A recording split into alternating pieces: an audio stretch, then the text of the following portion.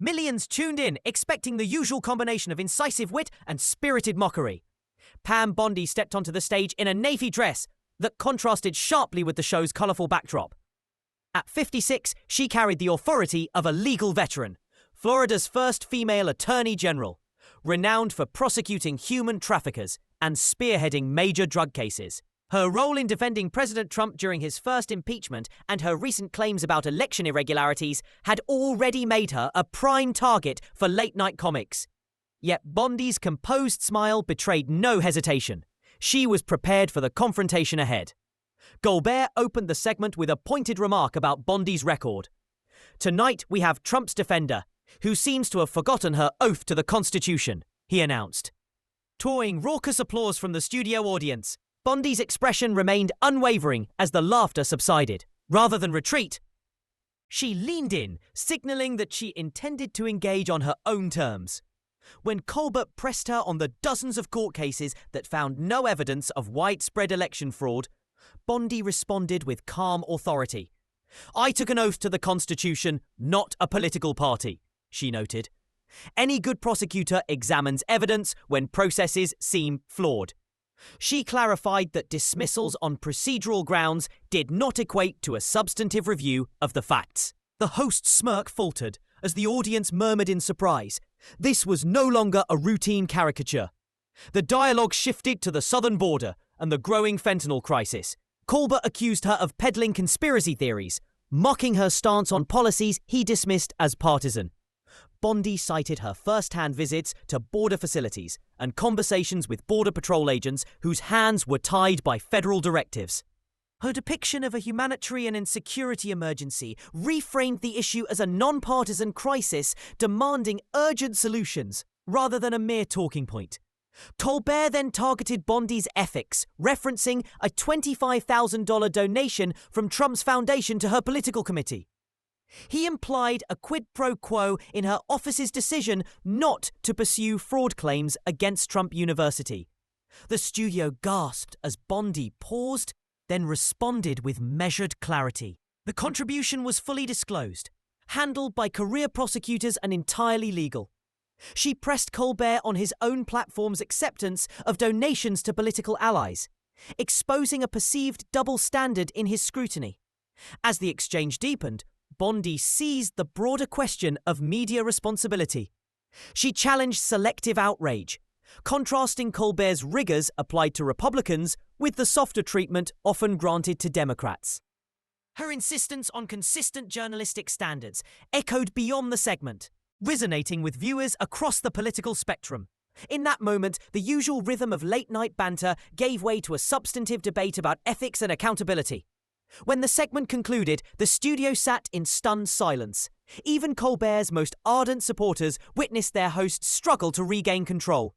Within minutes, clips of Bondi's poised rebuttals and incisive critiques flooded social media, propelling the hashtag Bondi owns Colbert to the top of Twitter trends. Conservative commentators hailed her mastery of hostile media, while some liberal analysts grudgingly acknowledged her effectiveness. By dawn, major networks had picked up the story. Fox News dissected the segment as a masterclass in media engagement. CNN featured panels debating whether Colbert's team had underestimated their guest. Bondi's phone lit up with interview requests, and her social media following swelled by more than 100,000 overnight. Invitations poured in from forums that had previously shunned conservative voices, positioning her as a leading communicator on border and law and order issues. Behind the scenes at CBS, producers launched an internal review.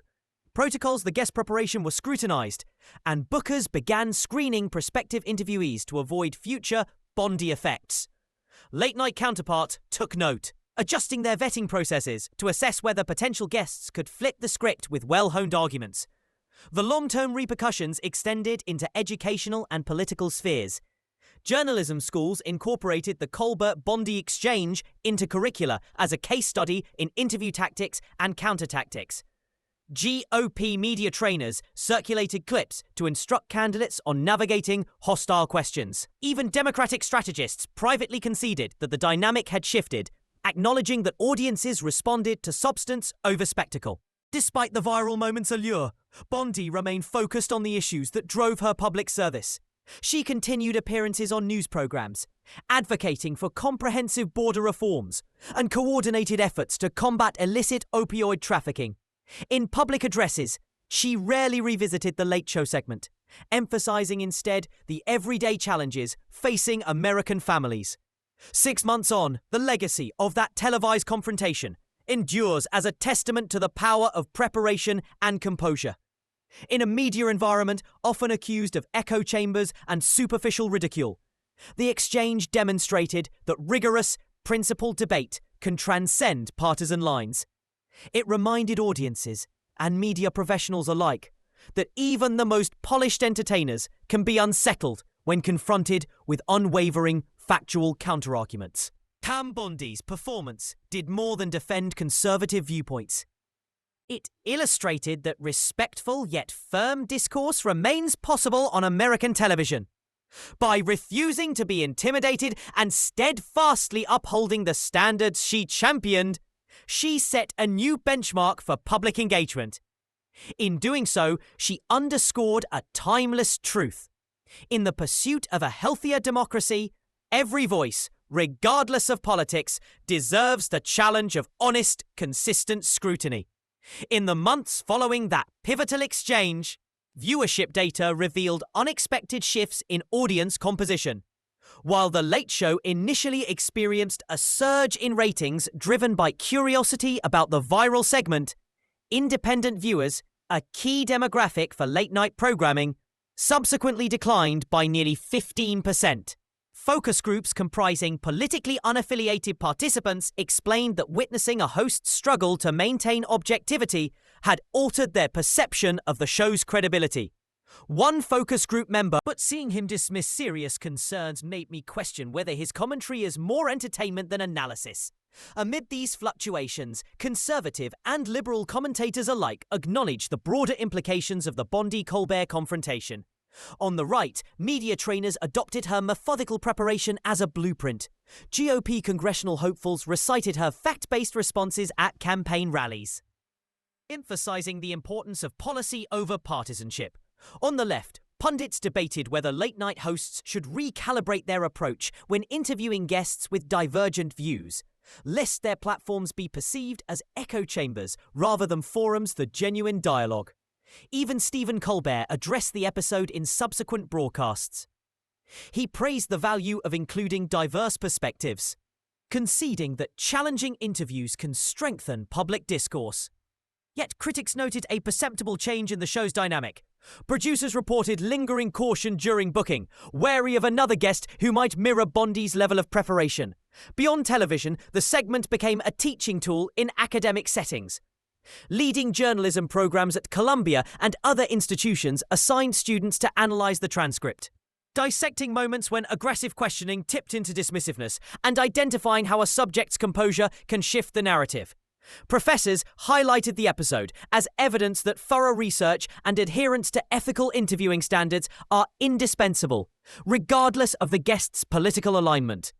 Pam Bondi, for her part, maintained that the televised confrontation was never an end in itself, but a means to advance substantive debate. In speeches to law students and at policy forums, she routinely distanced herself from the spectacle, reiterating, "Our focus should remain on the issues that affect Americans' daily lives: border security, public safety, and economic opportunity, not on the drama of overnight virality." Yet, even as Bondi downplayed the fanfare, the firm message of her performance resonated. It underscored a fundamental principle: respectful, fact-driven exchange can disrupt entrenched patterns of political theatre. In an era where media narratives are often scripted and rehearsed, her example offered a reminder that authenticity and preparation can reclaim space for informed discussion. Ultimately, the Colbert-Bondi episode endures not merely as a viral highlight, but as a case study in the mechanics of modern media engagement. It demonstrated the perils of underestimating a well-prepared interlocutor and the enduring power of clear-eyed, principled debate.